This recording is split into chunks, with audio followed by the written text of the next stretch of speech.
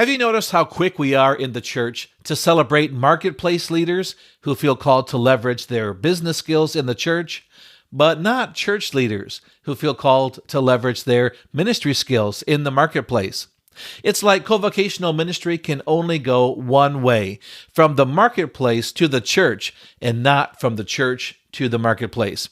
Well, today I want to share why I believe now is the time to celebrate and encourage pastors to leverage their ministry skills in the marketplace, and how the shift to co-vocational ministry will benefit pastors, churches, and the communities in which they serve. Let's get started. Hey, what's up, my friend? Welcome to the More Than a Pastor Show. I'm Rich Avery, your host. This is the show where we help pastors, missionaries, and other ministry leaders to grow your income and build financial security. We'll help you take your skills, experience, and ministry know-how and leverage them into sustainable income outside the church through a business or a side hustle that's right for you, so you can serve God and provide for your family no matter what. Thanks so much for joining me today. It's really great to have you here. Really appreciate the time you spend with me each week.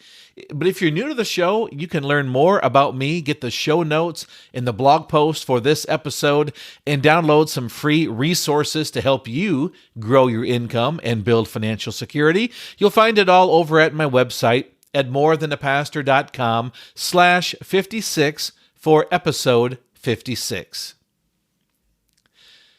Well, today I want to talk about why I think now is the time to celebrate and encourage pastors to leverage their ministry skills in the marketplace, and how the shift to co-vocational ministry will benefit pastors, churches, and the communities they serve. Years ago, my previous church was blessed to have a couple of marketplace leaders who felt a call to church ministry in addition to their call to business. So they went to seminary on a part-time basis, kept their day jobs, and they ended up, over the course of a couple of years, they got their ministry degree, and then they were able to take on an adjunct pastoral role in our church. They would preach from time to time, and they were given leadership to certain areas of ministry. And we celebrated these marketplace leaders who felt a call by God to use those business skills in the church. It was a non-traditional type of a ministry path, but our church was able to find this pathway for them and create a category for them, like for these people as marketplace leaders to leverage their skills in the church. But we didn't have a category or a pathway for a church leader, a pastor, who felt a call to the marketplace in addition to their call to church ministry. We didn't know what to do with pastors who wanted to serve in the church and in business. We didn't know what to do with me. Somehow, business leaders working in the church were seen as being faithful to their calling, but church leaders working in business were not. Thankfully, things are beginning to change today, but it is slow, because still in some churches today, you're not viewed as being all in as a pastor if you're exploring any other kind of work outside of the church. And if you feel called to something else in addition to serving in the church, sometimes you're told you should go do that and not be a pastor, because if you're called to be a pastor, that's the only thing you can do. Sometimes we have the feeling that ministry only happens in the building and during office hours, and if we don't see you in the building between 9 and 5, we have the presumption that you're not working, you're sloughing off, and you're not engaged in the church ministry. Or if you can't live on your church income, well, you're just not being content with what the Lord has provided for you through the church. Or before you do any kind of work outside the church, you need to get permission. Personally, I think these ideas come from a corporate or traditional institutional church model and mindset that was prevalent in the 20th century, but's becoming increasingly irrelevant in the 21st century. Because we're living in a world that is rapidly changing, and in a culture where the legitimacy of the church as an institution is being questioned, and where the models and methods that worked over the last 50 or 75 years are quickly becoming obsolete. Because people are becoming allergic to the church as we've known it. Hey, do you or someone you know and love suffer from any allergies? I do. I'm allergic to weeds, dust, pollens, cats, and small children.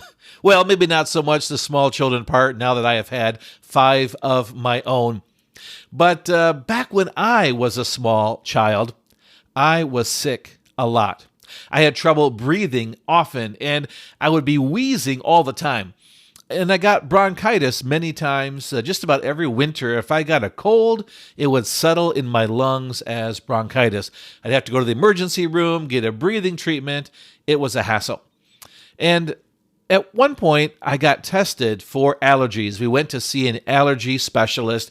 I think I was maybe 6 or 7 years old at the time. And now, like 45 years later, I can still remember what it was like to be in that doctor's office when he did this skin prick test. I don't know, have you ever had that before? Like I was laying on my stomach and they made all these pricks on the back of on my back and also on my arm. And they were like making these pricks, a little bit of blood would, form, and they would put some allergen drops on those pricks to see would I have a reaction. And of course, the prick where they put the cat stuff, the cat allergen, swelled up really big, and the one for dust and pollen and grasses, all those things came pretty clearly to show that I was allergic to those things.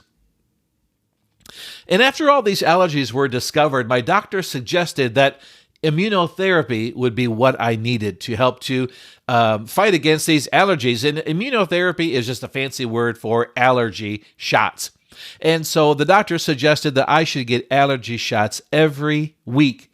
And I did them for like 10 or 11 years until I was 18 years old and moved away to go to college. To be honest, I really can't say if those allergy shots helped me or not, because still to this day, if I'm around cats, or if I'm in a house that has a lot of dust, or if I'm outside and those airborne allergens are really high, like if the pollen is high, my eyes start watering, my throat starts to tighten, it becomes hard to breathe, and I'm coughing, sneezing, and maybe I've got a runny nose, and I often start to feel tired. Sometimes I'm just wiped out from these allergies. So today I don't do allergy shots, but I take allergy pills and use some nasal sprays from time to time, even an inhaler. And those things do help to some extent. But what do you think is the best remedy to keep from getting sick from all these allergies? Yeah, you're right. It's to avoid being around those things that make me sick. Avoid being in those situations that I know will set off my allergic reactions. I think that is exactly what's happening in the church in America today as well. People are becoming allergic to anything that looks, smells like the traditional, institutional, corporate type of church experience because of what it represents based on their thinking or even their experience. Judgmentalism, mistreatment of LGBTQ people, mishandling of sexual misconduct in the church, the toleration of slavery for generations or racial injustice, disrespecting of women in ministry, perpetuation of toxic church leadership cultures, etc., etc. These are just a few of the things that show up on surveys where people say why they are leaving the church or why they don't want to affiliate or why they've lost, why they have left religion or faith altogether. These things have given many people, young or old, an allergic reaction that they can't seem to shake. And somehow they've come to the conclusion that it's best for them to avoid the church for their own health, their own emotional, mental, or even their own spiritual health's sake. So how do we in the church engage with people who don't want to engage with the church? With those who believe the church and pastors are negative influences in society, not positive. I'd like to suggest that if we're going to be successful in connecting with people who have an allergy to, or perhaps even some animosity toward the church, we're going to need churches that don't look like churches and pastors who don't look like pastors. What I mean is that I think we're going to need to experiment with creating fresh expressions of church that don't give people an allergic reaction. These will probably be smaller, more organic faith communities that spring up in people's homes, cafes, or even in their workplaces that don't look or feel like the traditional type of church from the past. And speaking of workplaces, I think engaging our culture in the marketplace will be as key for the 21st century church as it was in the beginning for the first century church. I'm excited for a new marketplace multiplier movement that is emerging, which is raising up Christian business leaders to live on mission in their business, to see it as a ministry, and to even foster new, fresh expressions of church through it. But I think we're also going to need a new entrepreneurial pastor movement as well, where pastors are equipped and encouraged to launch their own business or side hustle. This will give pastors fresh opportunities to engage their community, connect and build relationships with people who would never come into the doors of their church otherwise. And it will give pastors an income source that can help provide for their family and can be scaled up if needed if their ministry role or their salary was ever negatively impacted because of declining tithes and offerings in their church.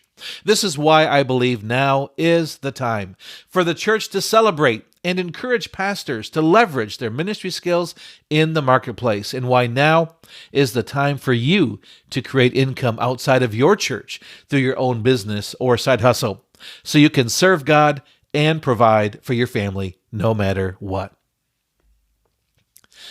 So let me ask you, are you already leveraging your ministry skills into income outside of your church? If so, I want to congratulate you. And I'd really love to hear your story of what you're doing and how you came about it. And I'd love to perhaps even feature your story here in a future episode of the More Than a Pastor show. But if you haven't begun to look for ways to leverage your skills outside the church, let me ask you, what's holding you back?